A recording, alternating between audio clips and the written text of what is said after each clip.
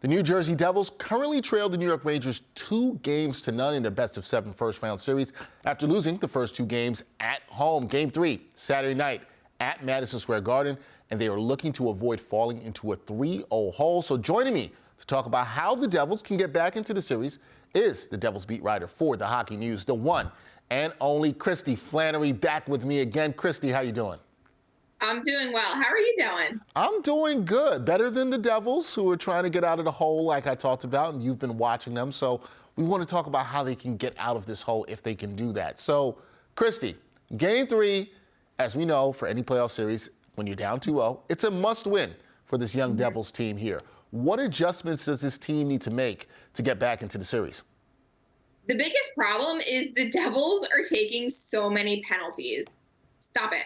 Just stop it. They cannot give the Rangers, and I've said this for weeks, they cannot give the Rangers the momentum on the man advantage. It's just not going to work for them. Chris Kreider has 4 power play goals. The Devils have 2 goals in 2 games. So for me, that's the biggest thing. And there's this argument that they're playing a really physical game, and they kind of stepped away from the system that's really brought them success and got them to this point.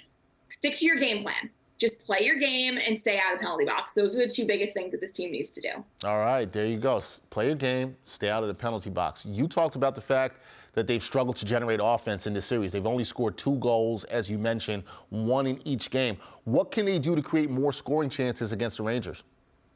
It's so simple, but just put pucks on net. This is the playoffs. You don't need to have the perfect pass, the perfect play. Just get pucks on Shesterkin and get a player in front of him to pick up the rebound. It's really that simple, because right now the Rangers are blocking everything, and you have to give credit to the Rangers. They're playing extremely well. Knowing this, we're not looking for a fancy play, because most of the time they're probably going to block the shot anyway. Just get pucks on Shesterkin.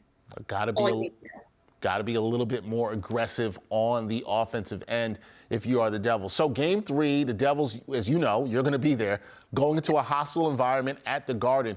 What is your prediction for Game 3? Do the Devils pull off a big road win over their rivals, or do they fall into a huge 3-0 hole?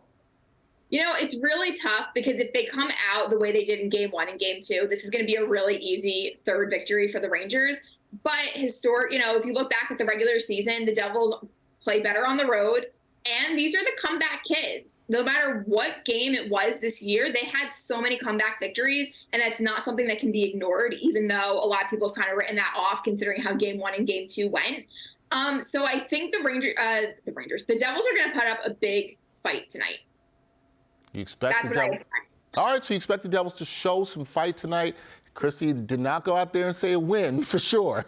I did not, but they're going to come out fighting. Okay, but they're going to come out fighting. She didn't go all the way with the win for the Devils. We'll see what they can do in Game 3 at the Garden Saturday night, MSG.